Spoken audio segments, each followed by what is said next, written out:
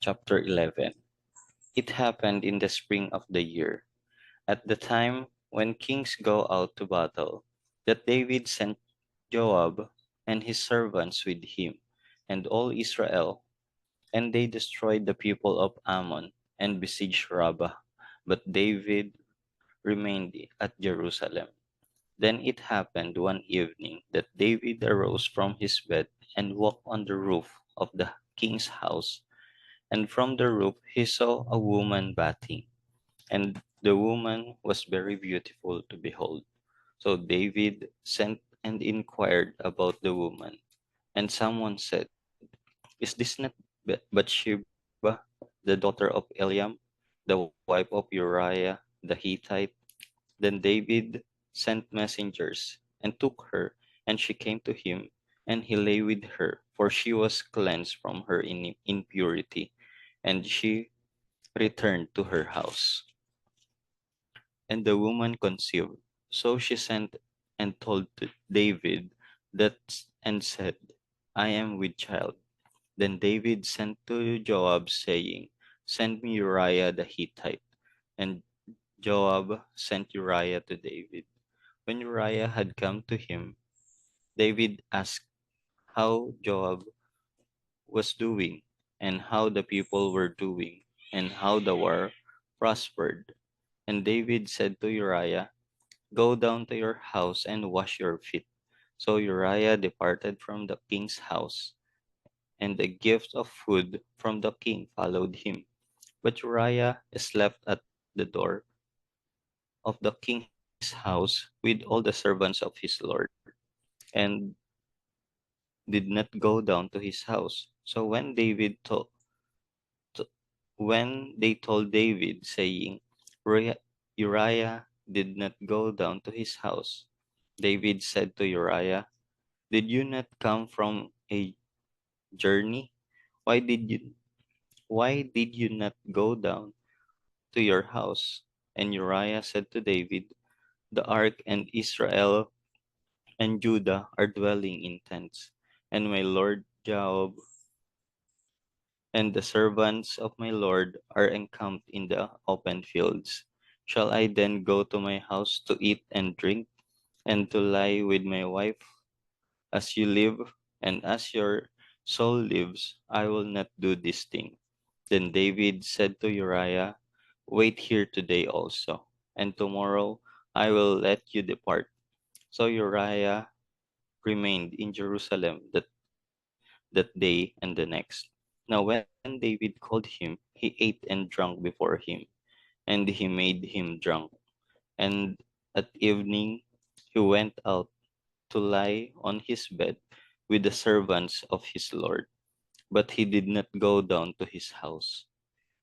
In the morning it happened that David wrote a letter to Joab and sent it by the hand of Uriah. And he wrote in the letter, saying, "Set Uriah in the forefront of the hottest battle, and retreat from him, that he may be struck down and die." So it was, while Joab besieged the city, that he assigned Uriah to a place where he knew there were valiant men. Then the men of the city came out and fought with Joab, and some of the people of the servants of David fell, and Uriah the Hittite died also. Then Joab sent and told David all the things concerning the war, and charged the messenger, saying, "When you have finished telling the matters of the war to the king, if it happens that the king's wrath rises, and he says to you, 'Why did you approach so near to the city when you fought? Did you not know that they would shoot from the wall?' Who struck Abimelech, the son of Jerubbaal? Was it, was it not a woman who cast a piece of a millstone on him from the wall, so that he died in Thebes? Why did you go near the wall?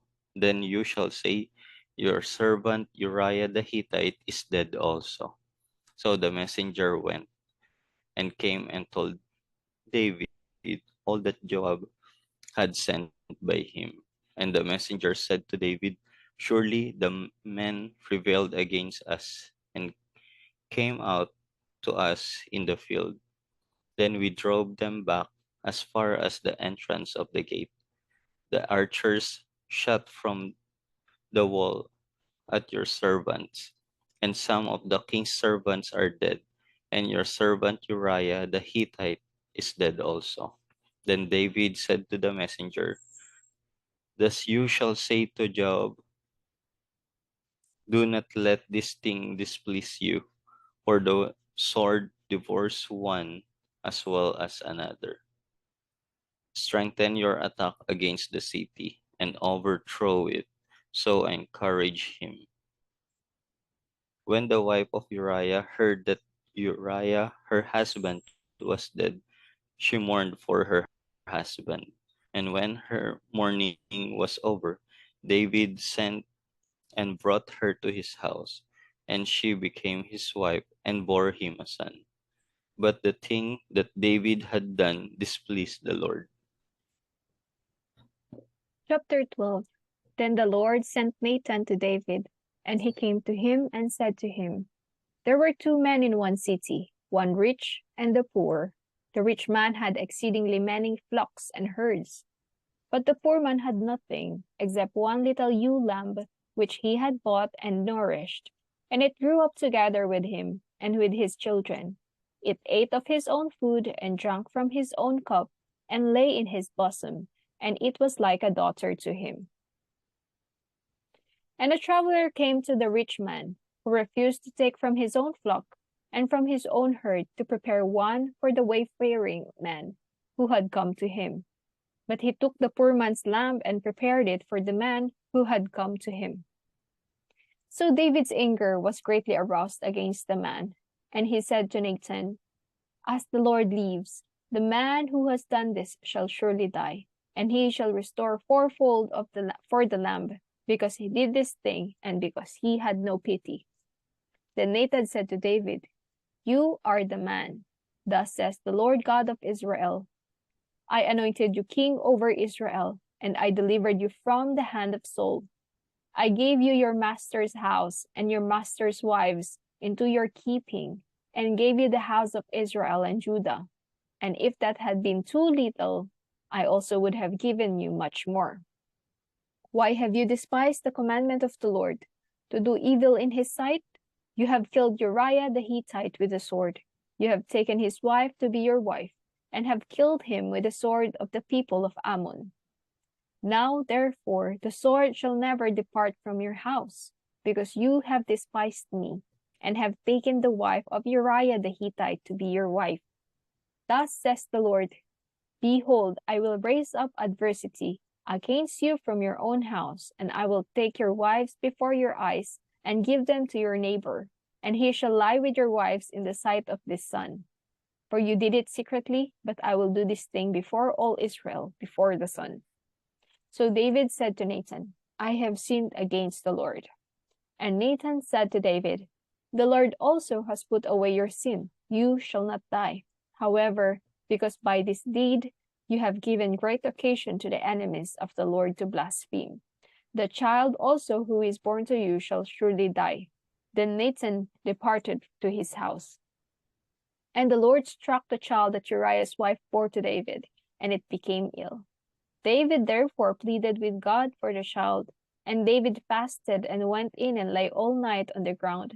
So the elders of his house arose and went to him, to raise him up from the ground. But he would not, nor did he eat food with them. Then on the seventh day it came to pass that the child died. And the servants of David were afraid to tell him that the child was dead. For they said, Indeed, while the child was alive, we spoke to him, and he would not heed our voice. How can we tell him that the child is dead? He may do some harm. When David saw that his servants were whispering, David perceived that the child was dead.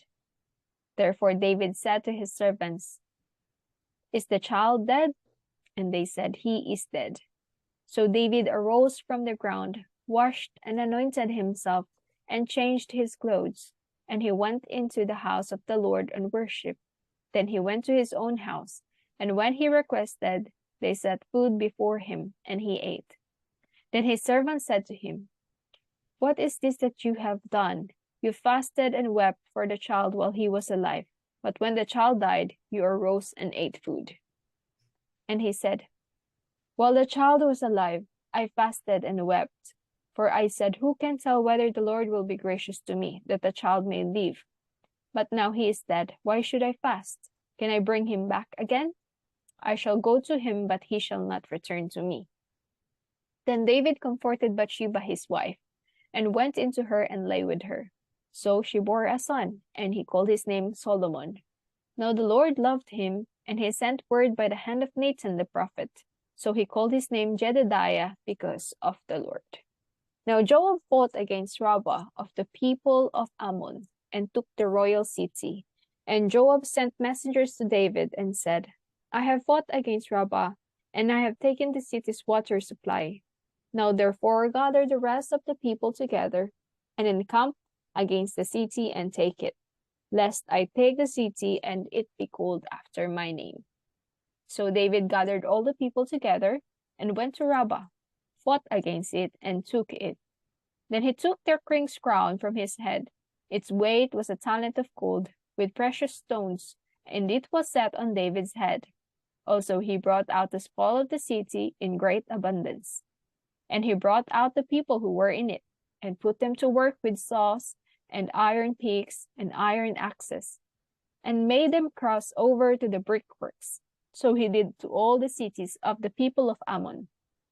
Then David and all the people returned to Jerusalem.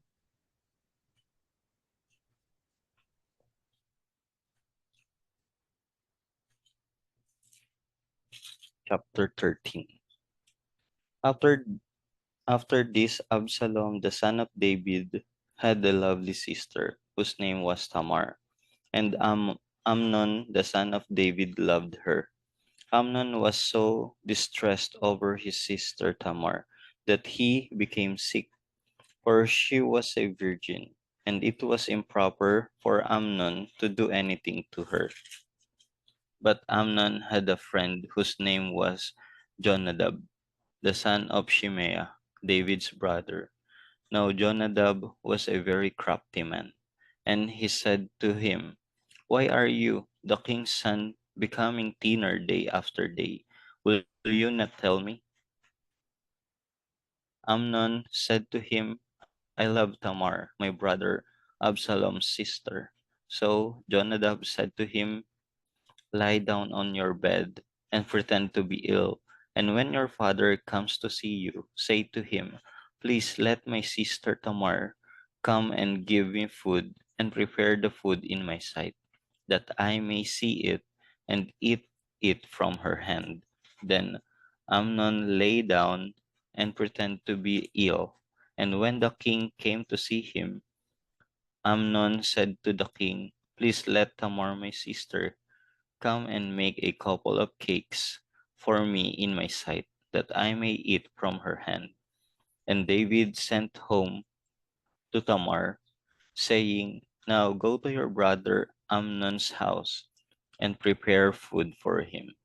So Tamar went to her brother Amnon's house, and he was lying down.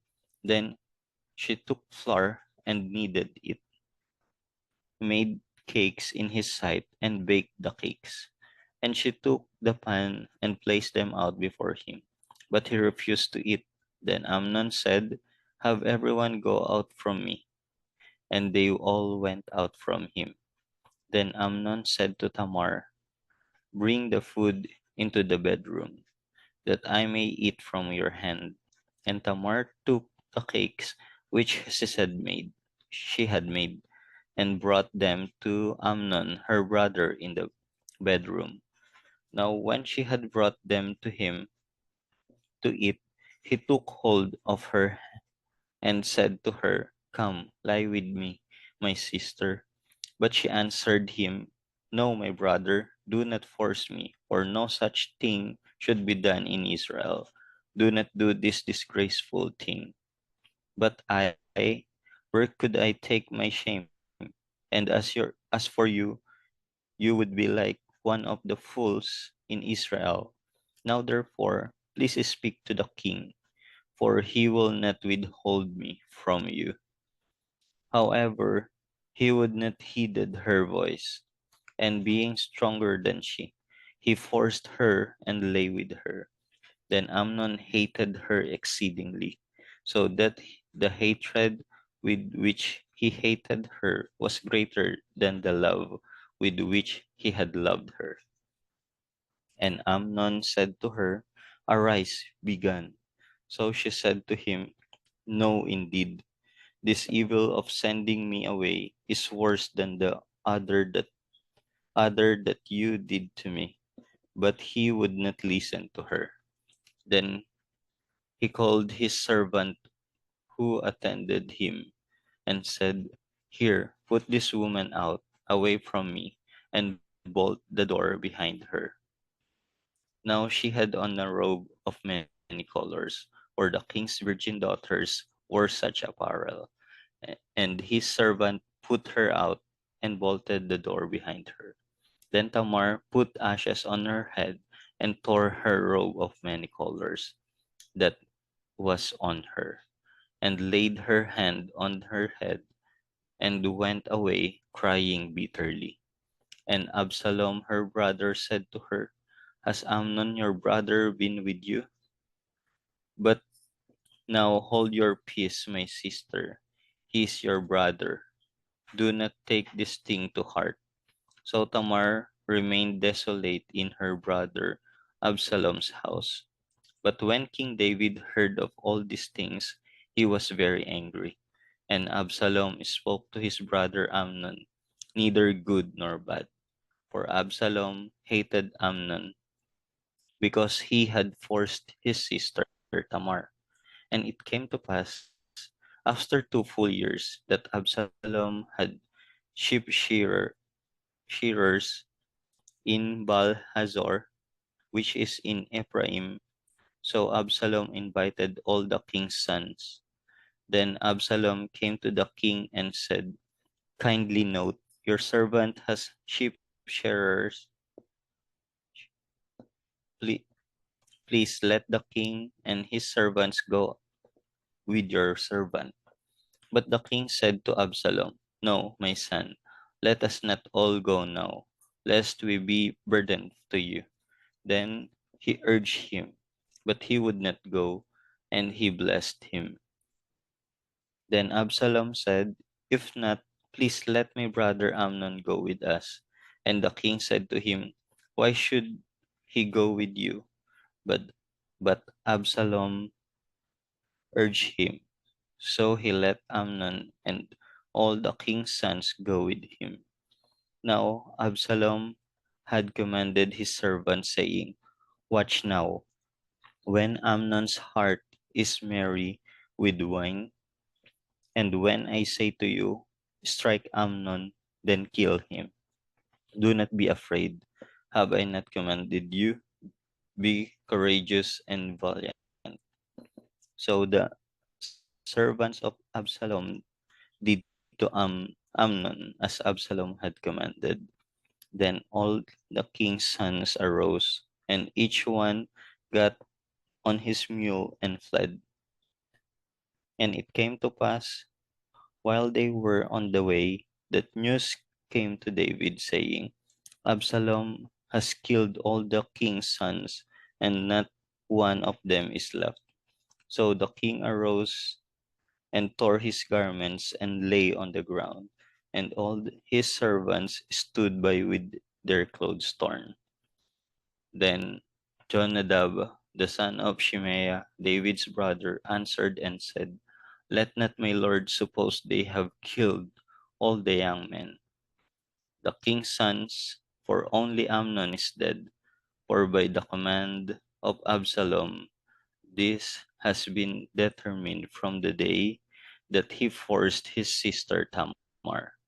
Now therefore, let not my lord the king take the thing to his heart, to think that all the king's sons are dead, for only Amnon is dead.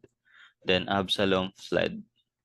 And the young man who was keeping watch lifted his eyes and looked, and there many people were coming from the road on the hillside behind him. So Jonadab said to the king, "Look, the king's sons are coming. As your servant said, so it is." So it was, as soon as he had finished speaking, that the king's sons indeed came, and they lifted up their voice and wept. Also the king and all his servants wept very bitterly. But Absalom fled and went to Talmai, the son of Ammihud, king of Geshur, and David mourned for his son every day. So Absalom fled and went to Geshur and was there 3 years.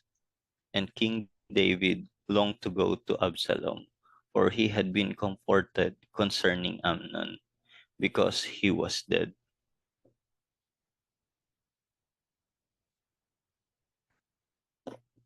Chapter 14. So Joab, the son of Zeruiah, perceived that the king's heart was concerned about Absalom. And Joab sent to Tekoa and brought from there a wise woman and said to her, "Please pretend to be a mourner and put on a mourning apparel. Do not anoint yourself with oil, but act like a woman who has been mourning a long time for the dead. Go to the king and speak to him in this manner." So Joab put the words in her mouth. And when the woman of Tekoa spoke to the king, she fell on her face to the ground and prostrated herself and said, "Help, O king." Then the king said to her, "What troubles you?" And she answered, "Indeed, I am a widow. My husband is dead. Now your maidservant had 2 sons, and the two fought with each other in the field. And there was no one to part them, but the one struck the other and killed him. And now the whole family has risen up against your maidservant." And they said, "Deliver him who struck his brother, that we may execute him for the life of his brother whom he killed. And we will destroy the heir also." So they would extinguish my ember that is left, and leave to my husband neither name nor remnant on the earth. Then the king said to the woman, "Go to your house, and I will give orders concerning you." And the woman of Tekoa said to the king, "My lord, O king, let the iniquity be on me and on my father's house, and the king and his throne be guiltless." So the king said, "Whoever says anything to you, bring him to me, and he shall not touch you any more." Then she said, "Please let the king remember the Lord your God, and do not permit the avenger of blood to destroy any more, lest they destroy my son." And he said, "As the Lord lives, not one hair of your son shall fall to the ground." Therefore the woman said, "Please, let your maidservant speak another word to my lord the king." And he said, "Say on." So the woman said, "Why then have you schemed such a thing against the people of God? For the king speaks this thing as one who is guilty, in that the king does not bring his banished one home again. For we will surely die and become like water spilled on the ground, which cannot be gathered up again. Yet God does not take away a life, but he devises means so that his banished ones are not expelled from him. Now therefore I have come to speak of this thing to my lord, the king, because the people have made me afraid." And your maidservant said, "I will now speak to the king. It may be that the king will perform the request of his maidservant, for the king will hear and deliver his maidservant from the hand of the man who would destroy me and my son together from the inheritance of God." Your maidservant said, "The word of my lord the king will now be comforting, for as the angel of God, so is my lord the king, in discerning good and evil. And may the Lord your God be with you." Then the king answered and said to the woman, "Please do not hide from me anything that I ask you." And the woman said, "Please let my lord the king speak." So the king said, "Is the hand of Joab with you in all this?" And the woman answered and said, "As you live, my lord the king, no one can turn to the right hand or to the left from anything that my lord the king has spoken. For your servant Joab commanded me, And he put all these words in the mouth of your maidservant. To bring about this change of affairs, your servant Joab has done this thing. But my lord is wise, according to the wisdom of the angel of God, to know everything that is in the earth. And the king said to Joab, all right, I have granted this thing. Go therefore, bring back the young man Absalom. Then Joab fell to the ground on his face and bowed himself and thanked the king. And Joab said, today your servant knows that I have found favor in your sight, my lord, O king, in that the king has fulfilled the request of his servant. So Joab arose and went to Jeshurun and brought Absalom to Jerusalem. And the king said, let him return to his own house, but do not let him see my face. So Absalom returned to his own house, but did not see the king's face. Now in all Israel there was no one who was praised as much as Absalom for his good looks. From the sole of his foot to the crown of his head there was no blemish in him. And when he cut the hair of his head at the end of every year, he cut it because it was heavy on him. When he cut it, he weighed the hair of his head at 200 shekels according to the king's standard. To Absalom were born 3 sons and 1 daughter, whose name was Tamar. She was a woman of beautiful appearance. And Absalom dwelt 2 full years in Jerusalem, but did not see the king's face. Therefore Absalom sent for Joab to send him to the king, but he would not come to him. And when he sent again the second time, he would not come. So he said to his servants, see, Joab's field is near mine, and he has barley there. Go and set it on fire. And Absalom's servants set the field on fire. Then Joab arose and came to Absalom's house and said to him, why have your servants set my field on fire? And Absalom answered Joab, look, I sent to you, saying, come here, so that I may send you to the king, to say, why have I come to Geshur? It would be better for me to be there still. Now therefore let me see the king's face, but if there is iniquity in me, let him execute me. So Joab went to the king and told him, and when he had called for Absalom, he came to the king and bowed himself on his face to the ground before the king. Then the king kissed Absalom.